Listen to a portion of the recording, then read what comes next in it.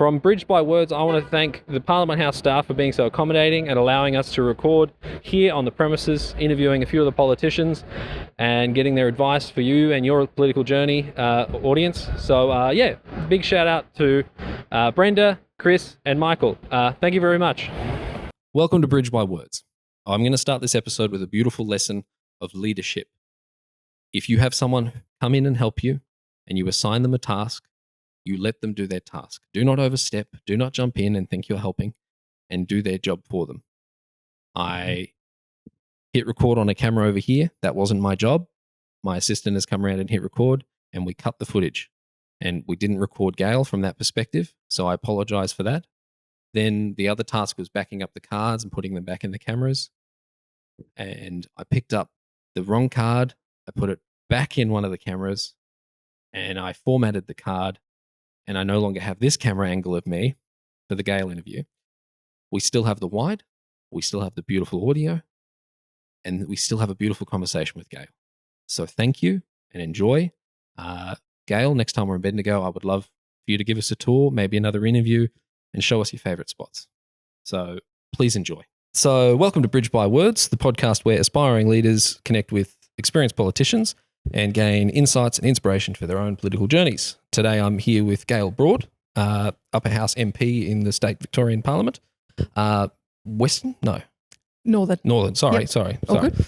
I've butchered the intro there, but how do you best introduce yourself? Gaelle Broad, Nationals member for Northern Victoria region. Yep. Probably. Yeah. I forgot to say party, didn't I? No, I think I did. I don't know. We can start again. Yes, that's fine. Cut. Nah, that's fine. It's fine.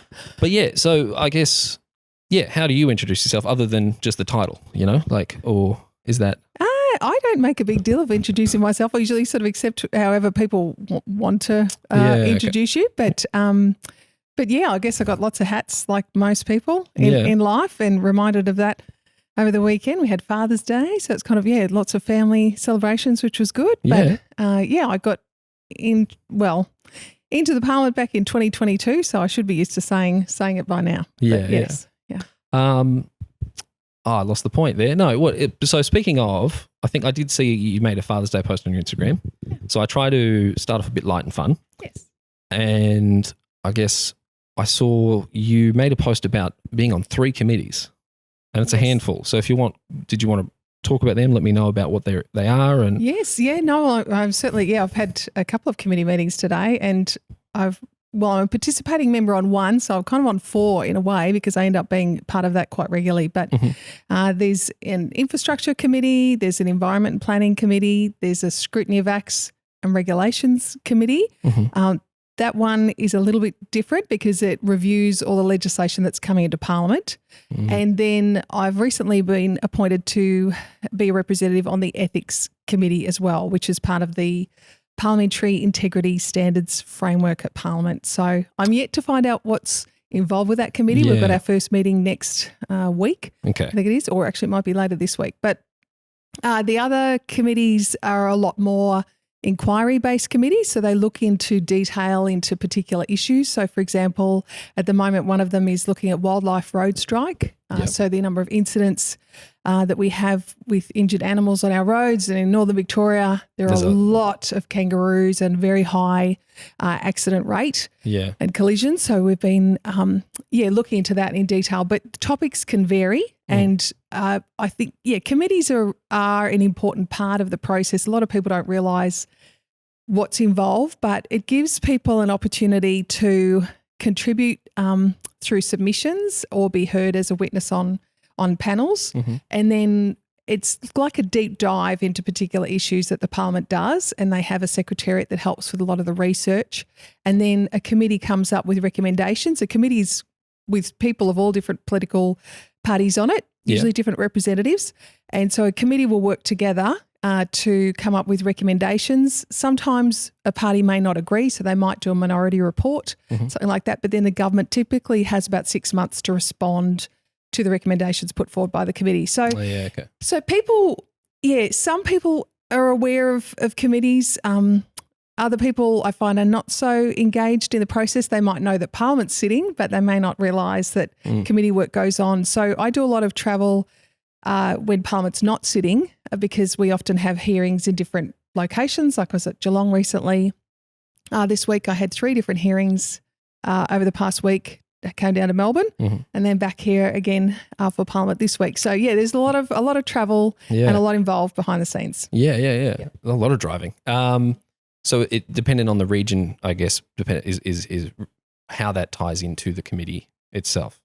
So like Geelong down that way would be more something involving Geelong issues committee-wise? Well, no, sometimes they can have people joined by Zoom, which is funny. But yeah, they generally try and hold committees in different locations so that it gives people in that community an opportunity to connect. Yeah, so sometimes, it could be in Morwell, I think we've had, or down at Traralgon we had hearings. We've had hearings at Geelong, had hearings in Bendigo.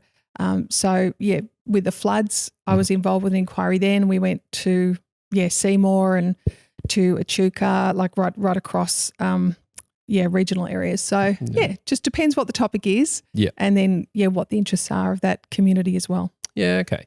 So what's the pipeline? Is it like the government will propose something and then a committee has to be put together, or does the committee come first, or does once it goes up to the upper house to be reviewed, does then committees happen, or is it how does that work? Well, there's different ways you can do it, but sometimes a member can put forward an inquiry, like a terms of reference, and it gets debated in the upper house. And in the upper house, the government doesn't have all the numbers. So it is something where there's lots of, discussion about some of these. As a house of review. It is a house of review, and it does work like that. So it's an opportunity. Sometimes, say the Commonwealth Games, for example, was something that the government didn't necessarily want to review, but they didn't have the numbers, so it got put forward. Cutting the Commonwealth Games to review. Yeah, that's what right. You mean? Yeah. Okay. And also, I guess the floods was another one where, it did go through into an inquiry. So it's sort of, it depends what the topics really vary, and you can find out more on the Parliament of Victoria website. And it's when and where they're being held. And yes, exactly right. Right. And then terms of reference, where they're being held. And submissions don't have to be long. People can go, submission, it sounds really scary. It could be just a short email, a couple of paragraphs, whatever your views and your experience is. Yep. We're keen for you to share it. Yeah, it's the best way to do it. Yeah. I guess. Yeah. All right. I lost that question now. I had something. No, yeah. So what is it? You put your hand up for these, or you get allocated to them, or? I think, well, for me personally, I guess I was asked to join each of them. Okay. And at the moment I'm thinking, there is a fair workload because it sort of depends. They're different schedules, but the hearings, sometimes the inquiries coincide and you end up with the hearings in different locations. But it is an enjoyable part of it because I do enjoy working with different members of, different political parties, but also just the deep dive into issues is quite informative. But and in this job, you never stop learning. There's certainly a lot of learning. But the committees are a really good chance for the Parliament to be out in the local community and encouraging them to participate in the process and hear from them, and then they can contribute their thoughts and experience, and that will help make better informed decisions at this end. Yeah. Okay. All right. So they're beneficial. There you go. All right.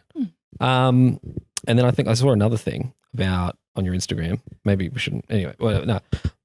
No, it's fine. I think it's exciting. No, that's that's what I meant. Am I acting like a stalker here? No. So fine. Like there's some fun things, especially with such a multicultural, diverse country we have. Yes. I think you in the post it was at a Tian Bendigo Dian. Yes. Right? Everyone's dressed up nicely. Oh yeah, everyone except me. Yeah, okay, that's fine. No, I need to get a beautiful dress. But no, that was a really fun event. Yeah. Because I think it's because I was talking to Evan before, and he's on the multicultural shadow cabinet or whatever it is, and then we were discussing, the importance of multicultural, diverse people in Australia. Yes. And you on the regional front, I was just curious as a personal interest. Yes. The importance of having that in the regions as well. Yeah. And what that means to you and how that reflects you and your community and all that. Like if you wanted to expand on that. Yes, yeah. The importance of diversity in the regions. Yeah, definitely. And I think, I live in Bendigo, near Bendigo, and it's a very diverse region. And I think, and there's, diversity right across the region. I think it's changed a lot probably in the last 20 years. But it's, really important I mean, yeah, we have a lot of citizenship ceremonies. Sometimes they're huge. Bendigo can have, 90 people in one go, but then you can go to somewhere like Alexandria and it might be, 5 people. So it kind of, depends on the area. But that particular event was a lot of fun. And I think it was just a celebration of women, of sisterhood, mothers, daughters, and people from the Indian community, like across the area, came, and I think it's just shows how vibrant and rich cultures are, and there was women from different backgrounds that came just to enjoy and participate in that, and I thought, and with food involved as well, it's always a good thing. Yeah, always you can't go wrong with a good. Can't go wrong with food. Yeah. But I think it's been really important, and important to our economy, important to employment opportunities. There's been workforce shortages across our area, so there's been a big demand, I guess, for more people. But like in many areas, I guess we have the same struggles with trying to find housing for people, and that's definitely been an area that I've been keen to learn more about how we can increase the housing supply, because we keep hearing that right across the area. Yeah, it's weird how common it is globally as well. Yes. I don't know why. Well, we know why. There's vague reasons, but yeah. No, I just wanted to touch base on that because we don't want the regions to die, and we want people to still move there and be a part of it and build the communities up.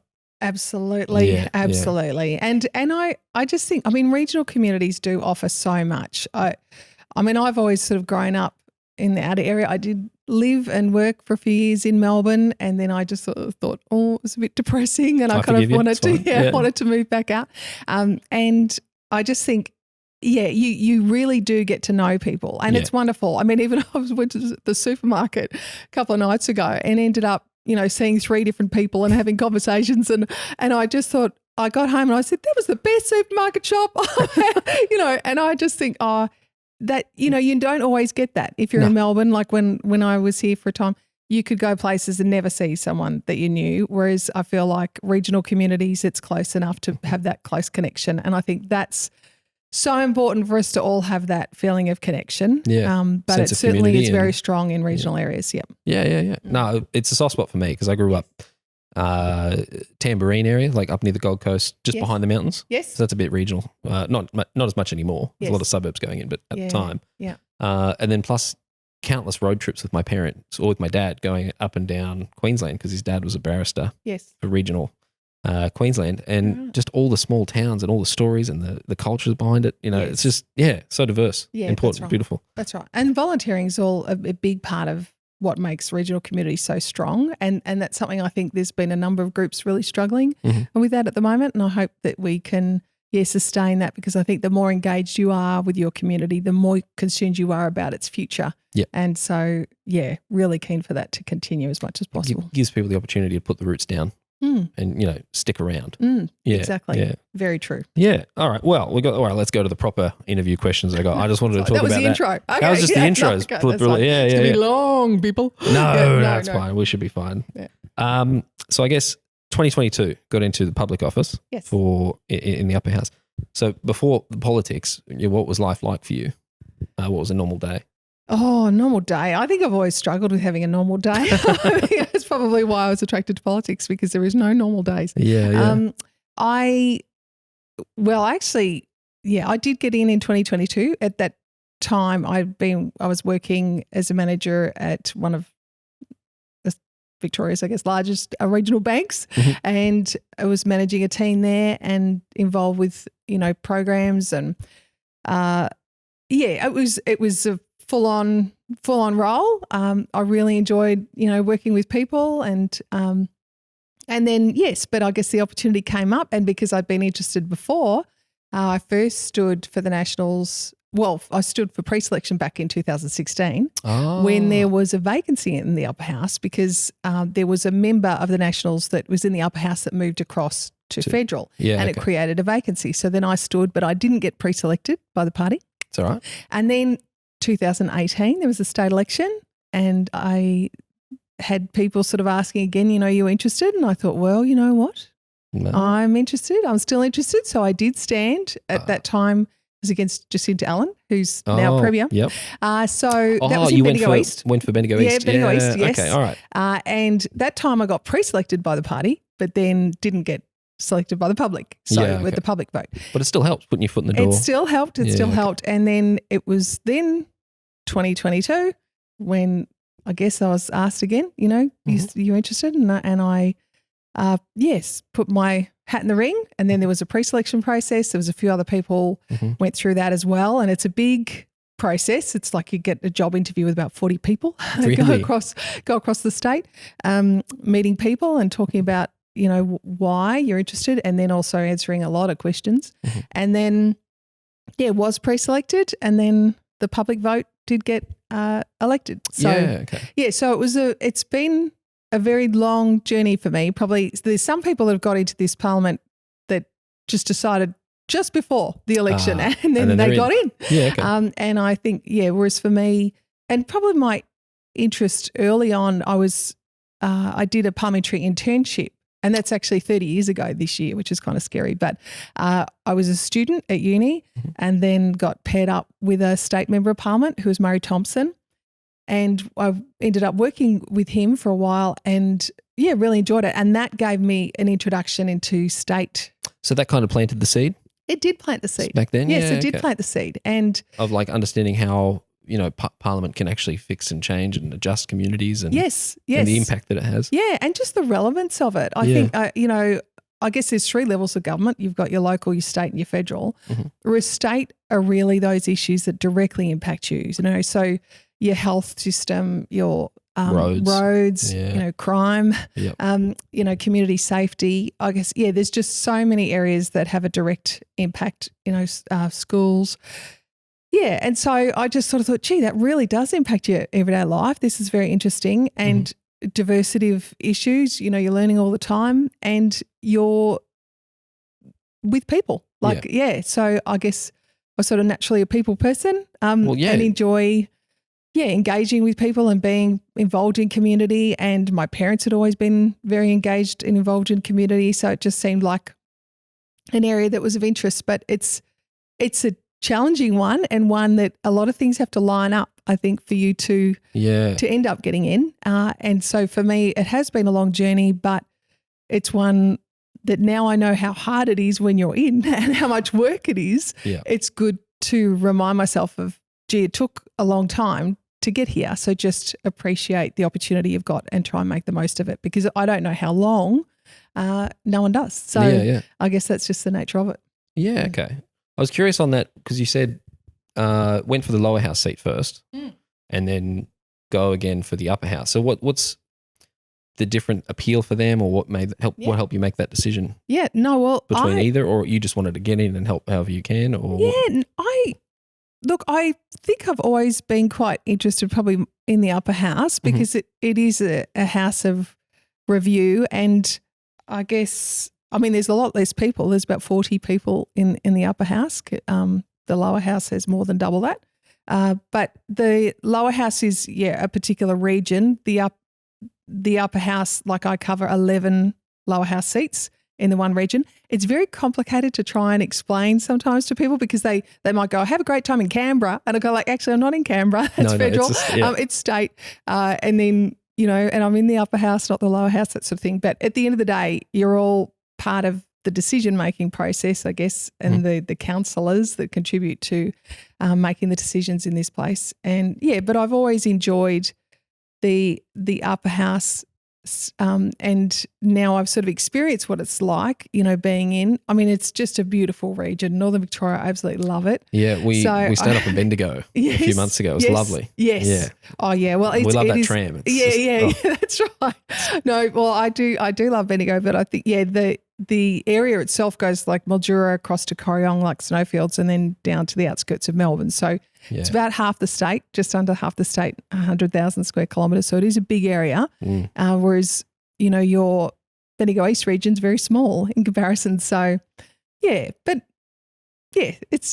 I mean, so you have to get yourself across a lot of different communities. Yes, there is. And I think, and that's where I sort of work with my colleagues as well, so that, there's other members in other seats that I can liaise with regularly when people make contact, and then, and so I can, focus on some areas where they don't have so much help, and it works. Yeah, it's important to be part of a bigger team as well. It's been very helpful. Yeah. So, just, so making that decision, it felt kind of natural, or was there a moment that sort of pushed you over the edge that were like, I need to get into this. I need to speak up. I need to be. Look, I don't know that. Look, probably there's lots of moments. There's lots of moments that make up a decision. There wasn't kind of one thing, but I can think of numerous conversations and everything that encouraged me to give it a go, and probably different people that I've worked with over the years. And I mean, I've had, Murray Thompson was a great inspiration. He was in this parliament for about just over 26 years. I mean, that's incredible. Yeah. And had the highest number of parliamentary interns, which is incredible, working with him. But I just said, I worked for Bridget McKenzie for a time as well, and she's very passionate about regional Australia. And then I worked for Peter Costello too when he was treasurer, and he, that through that experience, I really saw how policy does have a big impact again on your everyday. And so there's been lots of people and conversations, but I think probably when it got to the third time where I was considering it, and yet I did love my job, I thought, but I had a friend say, if you don't give it a go, you'll never know, so, and this could be your most realistic sort of opportunity. And so I just sort of thought, yes, it has always been an interest, so I'll give it a go. But I think my husband says, it's the type of job where you do what you can, but you've got to hold it lightly. And I think that's important. I'm very dedicated and committed and give it, a lot, a lot.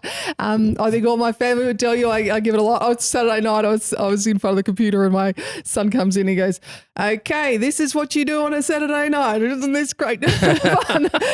But it's just sort of like, there is a lot of work to do. Yeah. And so, especially being on so many committees and committees, that's and right. All the other commitments. Yes, that's right. And you do, compared to say when I was first interested, 30 years ago. Now there's email, there's social media, there's a lot of things.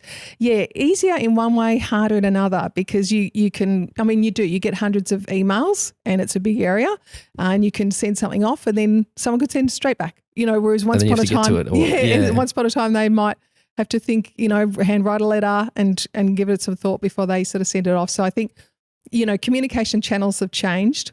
So quick in some ways. Yes, that's right, which is great. But it's got a challenging side as well in trying to balance all that. Just with the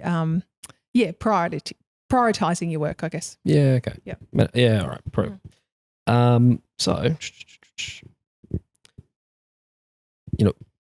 making that decision, it wasn't scary or anything. It just felt natural, or. Well, I think it's that whole thing of you just put yourself forward, do what you can, and then there's a whole lot of things outside your control. So you can't, you've just got to wait and see. And I remember in the upper house, it does take longer to find out if you've been elected than it does in the lower house, because they've got to count all those 11 seats to get an idea to then work out the quotas and how it works in the upper house. So it was about 3 weeks, I think, before I knew for sure. And I still wasn't 100% sure. And I remember, I think I was in my kitchen and I was like watching Twitter at the time. And then it was like, realised, yes, you've been elected. And I was like, okay, wow. So it wasn't like the big hoo-ha on election night. No. I was there with other members. I saw Kim O'Keefe in Shepparton get elected, which was really exciting, and seeing the polling booth data coming in and just going, yep, wow, she's in. That's fantastic. And you get to celebrate. Yes, that's right. So lower house. So I was able to celebrate with colleagues, but then, I had sort of had that patient wait. But I think it's just been like that where, I guess it's not something you could control. So I've worked in other areas and really enjoyed the work that I've done. And I feel in a way that the work that I've done before has it's like the pieces of a jigsaw. It's helping me do my role now. But it's it's not something you can control, and you just got to put yourself forward and then see if things line up. Yeah. And then, go from there. It's like just take the waves in and then try to crash through them as best you can. You can't, you can't control the tide. No, that's so true. Yes. You'd look funny if you tried. It'd be like trying to do it with a bucket. You're just, And really, I mean, I remember being at the footy at the MCG and then it really hit me then of how many people, because there was over 560,000, I think, people voting in Northern Victoria. And that's the stadium. And I thought, well, it was more like, I think there was 60,000 there. And I was just sort of thinking, oh my God. I'd have to walk around 9 times, to kind of shake everyone's hand and say hello to meet the number of people that you represent, that I represent, wow. and just the ones voting, not the family of, So I guess I just sort of then thought, you can only do as much as you can do. Yeah. But I guess I'm a person of faith, and I've always thought, do your best and let God do the rest. Yeah. Okay. Yeah. It kind of is. Just up to you. Make it happen. That's right. Make it Jesus happen. take the wheel, they say. So that's right. Fine. So once you get in, was there any moments where it was like, what have I gotten myself into? Or you were kind of... I've probably had many of those. Many of those. It's that whole thing. I think you do grow in the job. It's kind of like having kids in a way. It doesn't matter sort of what the experience is like when you kind of have them. It's when you get them home, what do you do with them for the rest of their lives? I think, you can focus on, will you get elected? Will you win the campaign? It's not about that. It's about what are you going to do and what type of person you're going to be in the time you're here. So I guess that's the journey that we're all on. It's kind of like making the most of the time you've got. Okay. All right. There was no, so with that, it was just sort of nothing unexpected. There was no reality shock or anything. Or it's probably, I think probably some aspects, because I've worked a lot outside of politics, but I've worked for a few MPs, and that's given me an insight into the type of work and what it's like. But I guess probably one of the things was like, it is very different when you are the one that needs to front up to a media interview or you're the one that's got to deliver the speech at that community hall. Or come and do the podcast in the or come and do library. The podcast. That's right. Because you do need to make sure that you're across, the issues and that you can speak to them. And I find the more I am out in the community talking with people, I'm learning their experience, then I can talk with authority when I'm in the chamber, because I have spoken to them and I understand the issues.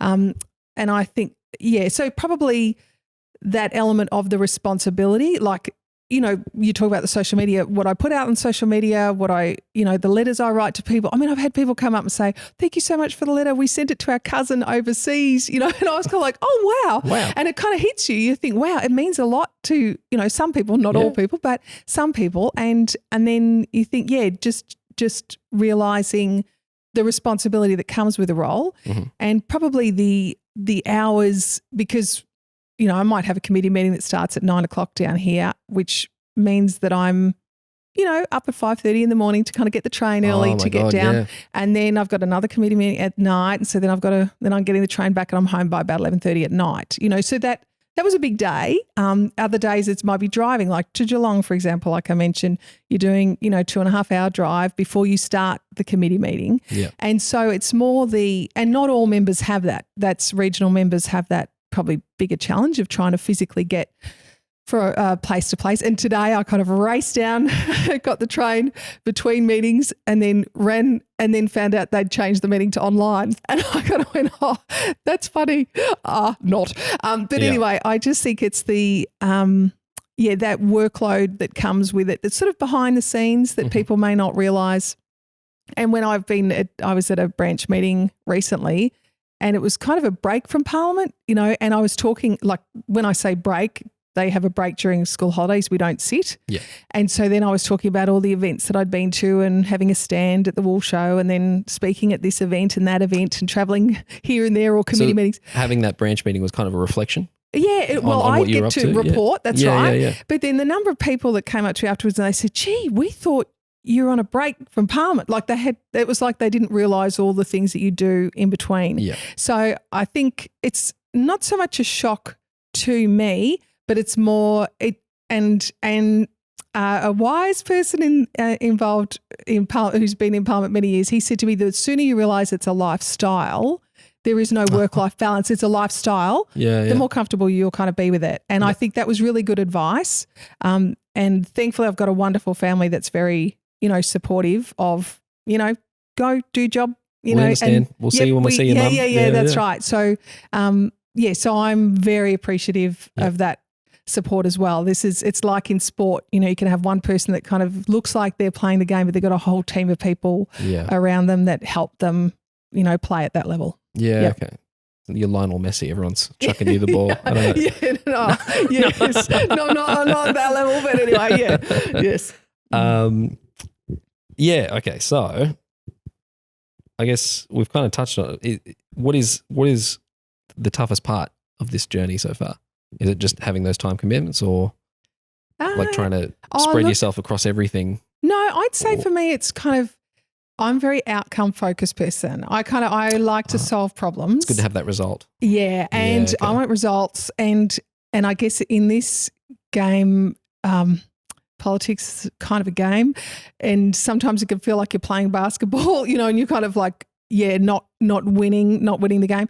So I guess for me, I'm certainly focused on the outcomes, and to get outcomes, it helps to be in government too, so be able to contribute to that. And we've got an election in 12 months' time, so I have been focused on that very much since when I first got in. But I think along the way you do get to contribute, and you do get to represent people and share their views and advocate, and I think that's a really important part. But for me, I guess it's that. Yeah, that's probably the biggest challenge, is because there's so many issues at state level, and it is challenging to sort of be across them. But you've got to rely on, we're all like this. We're all sort of members of Parliament, and there's a whole network of things that operate outside of that contribute, and so you try and contribute to that, but sometimes the wheels seem to be turning fairly slowly in some areas. Okay, so the tough part is, I guess, having that patience to let the system and let it all sort of, you need to do it, as you said, you need to do everything you can. Yes. Let God take the wheel. Yeah, that's right. And let the system sort of process it all. And that's right. That's right. And I think it's just, you can advocate, and you need to be able to back that up with evidence and research for change. But I guess and I don't want to get political. But you can a little bit. It's fine. That's okay, fine. Yeah, that's fine. Yeah, but we'll say like the crime that we're seeing in our region. It's having a huge impact on the people in the community where I live, and everywhere I go, people are saying that is one of the biggest issues impacting them. I think when people don't feel safe in their home, and let alone, walking down the street, and I mean, I travel on public transport too, and, there's a lot of people that have felt threatened in that environment as well. Yeah, okay. So I guess there's legislation that we've brought forward to try and, address the bail reforms and issues, but it doesn't get through. And then when you see that continue over the last couple of years, I think that's a real point of frustration that I've had. So I guess that's, that's where I kind of want to focus on, the outcomes, and we'll keep driving for things. But at the end of the day, a lot of the decisions are determined by who has the majority of votes. And so that's why it is so important who you vote for, because it contributes to all those decisions that are made along the way. Yeah, okay. So is it hard to try and get, certain ideas that your party or your side come up with? Like, is it difficult to find that compromise and stitch it together with the governing party? Like, is it their way or the highway, or is it like, what's the process there? Yeah, look, I think it's certainly there's a lot of different directions that we're going. Was it many ways to skin a cat? Yeah, there's many ways. Yeah, but I'd say, well, I can speak probably more from regional perspective. We've had under this government, 13% of new infrastructure spending allocated from the state budgets to new infrastructure in regional areas. So we have 13%, whereas we have 25% of the population. And so we want to see that increase, because when you are struggling with, the need for public transport. I mean, right near Bendigo, we have places that don't have bus services. Really? There's no public transport. And that's why I've been pushing for the P plate age to be lowered too. So I that's find another. that weird, isn't it? Because I'm from Queensland, so yes. we got 17. So Okay. and then here it's 18, isn't it? I know. Yeah, but a bit this weird. is, again, that was a mum that kind of raised it. Her son was really struggling with an apprenticeship. And then I sort of looked into it and I was thinking, every other state has got it younger you can than get us. an apprenticeship at 17, but you can't drive to it. Yeah, it's a weird one. Yeah. Yes, so I've had a lot of parents. Then I've had parents from other states that I've spoken to since. I've spoken to drive instructors. I've spoken to police, and there is just everyone seems to be on this same understanding of it would make sense to lower the age. It would create a lot more opportunities for young people, particularly in regional areas where they don't have, or they have limited access to public transport. It would open doors for educational opportunities, open doors for work opportunities and apprenticeships. So it's a win-win. And safety, yes, I do believe that's important. Obviously make sure they're well trained. They've got to be ready. That's right. It's less about the age, it's about you being ready to drive. And New South Wales does have a good program where they give you credit for hours that you do. And as well as I think doing like safety, hazard reduction or hazard avoidance maneuvers, and there's courses some training. For that. That's right. Yeah, there's training for that. I did some of them, and it just unlocks so much for you as a young person. Yeah, especially living in the regions. Yeah, that's right. But you don't have to wait for someone else to give you a lift or wait for the other guy to finish work. You can just. I've even had grandparents. I've had grandparents writing to me about this, saying they want to see it change because they are tired of driving their grandchild hours and trying to help out the family. So I can't understand what they're saying. I don't want them in the car anymore. so I just think, but it's something I've pushed for several times. Yeah. It's been our policy in the last elections, and I know the Nationals are very supportive of it and have been for a long time. Yeah. But it's again that the government sort of just says no.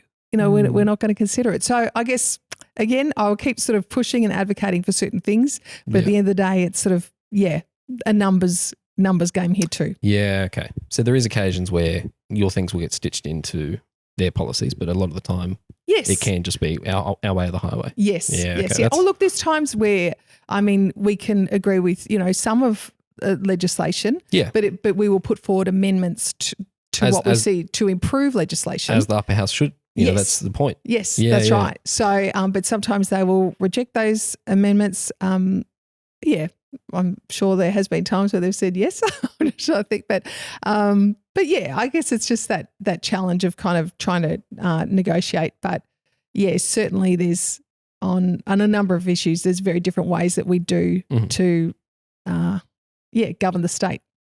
Yeah, and probably money is a big one, like it's management of money. Very touchy topic at the moment. When I look at that, I go, oh my goodness, it's a disaster. So I'm sort of laughing about it, but it's really not a laughing matter because it is, how you manage the money determines what services are being provided. And when you look at the amount of interest that we're paying, that's coming up to nearly $29 million every single day in interest, just on that, just to keep covering the interest payments, not to pay it back, but we've got a debt heading towards $194 billion. That is massive. Just on the state level? Just on the state level. Yeah, this is just in Victoria, and the interest repayments are huge, and that does impact on how many police. It does impact on our schools. It does impact on our hospitals because we have got money just going out the door, and yet they've continued projects like the Suburban Rail Loop. They didn't have a proper business case. Still not sure where it's being funded, how it's being funded. There's a lot of questions, and I think that whole management of money is just so important. So it's, at least for the Suburban Rail Loop, it's a good thing, but it would be good if it was if we understood it a bit better or something. Is that what you're kind of saying? Well, I think there is so many things that are wonderful ideas. Like it would be wonderful if I could, you could say the government should build a house for every single person in the state, but not every person in the state would want to spend, $300,000 out of their own money, to help contribute towards building.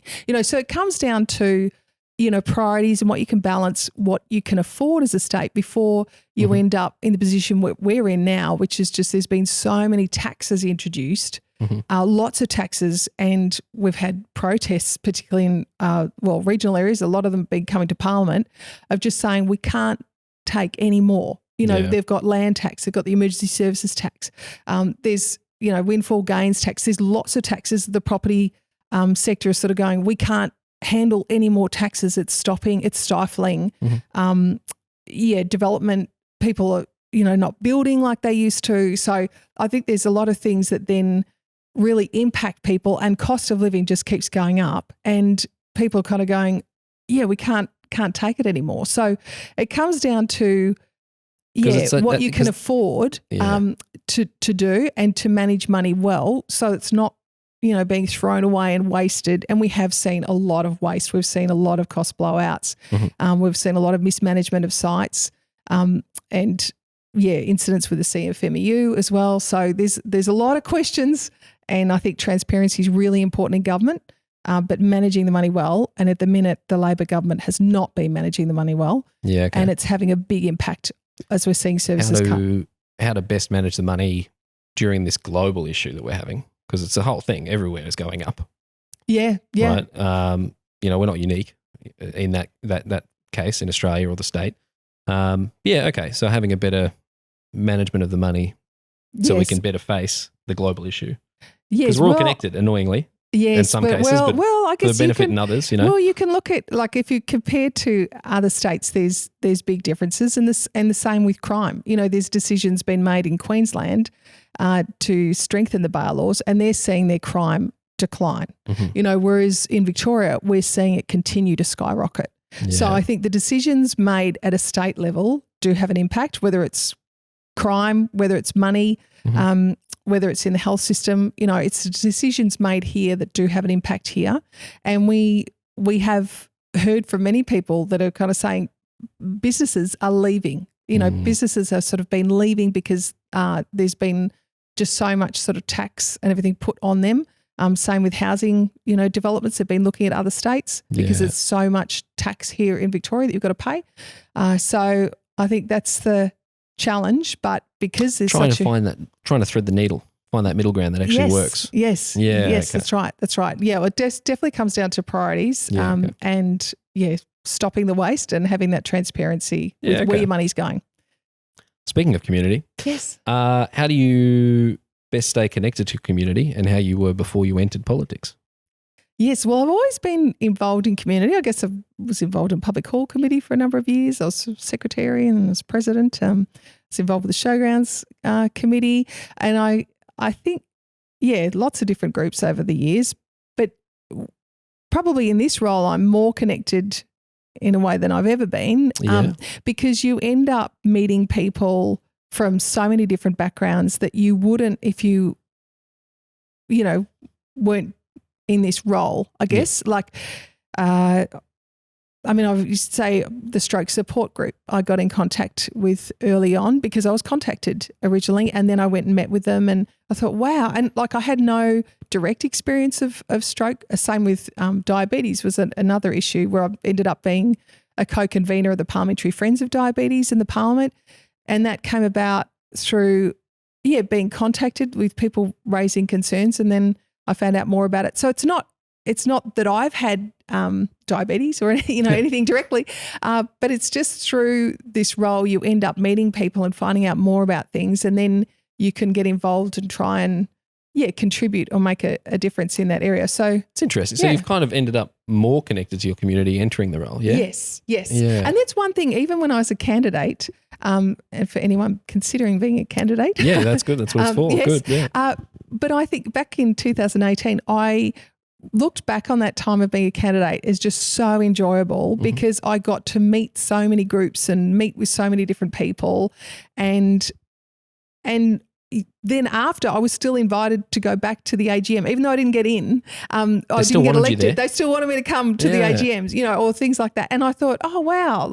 So I just really enjoyed, engaging and meeting people from all different backgrounds, it was another Indian event I remember going to. Just think it was one of my favourite days ever. I just think, so I look back on that as being really enjoyable. And some people go, campaigns, they're hard work. I think, no, it's actually really enjoyable, because you're out there, meeting with people and talking with them about the issues.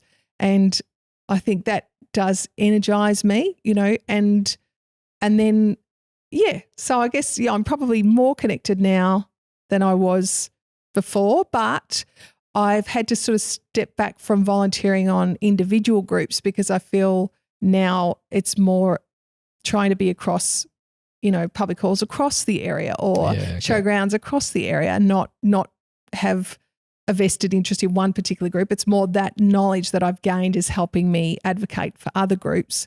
And I think it's important to, to be involved on a larger scale if possible. But I guess I've been asked to be patron, which has been an honour too, of a theatre company in Bendigo Theatre Company. Yeah. Shout out. I saw that was another thing I was going to talk about on the Instagram. Yeah. So, so it's an honour to sort of, be invited to do things like that. Because I've always loved the theatre and everything too. So, and the arts. Favourite musical? Well, I've been listening to The Greatest Showman. Greatest Showman. Okay. Yeah. But it's probably, we've got the School of Rock kind of coming up. That one's a fun one, which is going to be in Bendigo. So, but there's so many. Because I just think it's one of those things you can go to the theatre and you just get absolutely, absorbed. Entranced by it. Yeah, that's right. Absorbed in the moment, and then it's like the storytelling. Yeah. And in a way, this is what this role is about. It is like learning people's stories, sharing their stories, because that's what you need to shape change. Yeah, you're telling the community story to the government. Yes. Yeah. Yes, that's right. Yeah. Oof, I should write that down. Yeah. All right. So I guess last question, and then we'll let you be free. Appreciative of your time. Mine's Mamma Mia, by the way. Oh, very good. I very love good. Mamma Mia. Oh, Mamma Mia. Here sucker we go for again. ABBA. Yeah, nice. So if you could go back to the moment you first considered entering politics, what advice would you give yourself and why? What advice would I give myself and why? I'd probably say don't give up. Mm-hmm. And it'll be worth it. I guess just, do your part, work hard, do your part. And I guess it was, probably some advice that I was given. It's that whole thing of, you try and keep the tide back or something, but it may just be back for a time, but at least you've done your part at that time. You put your feet in the sand. Yeah, that's right. So, and sometimes we're just called to stand. It's, not to move or run or this and way. It's just to stand up. And I think the Nationals have been around for over 100 years. Hopefully 100 more representing that's their exactly communities. Right. I think, it's a party with, really strong values and really authentic focus on regional communities. And I think for me, it's that balance between, the economy and the heart, like the authenticity. To me, the Nationals have all of that, and it's just an honour to be part of that story today. All right. I love it. So, perseverance, it'll pay off. Yes. If you put your feet in the sand and stay true. Yes. All right. Yes, that's right. No, fantastic. Gaelle Broad, thank you for your time today. Thank you very much. Yeah. All right. We'll wrap her up. Very good.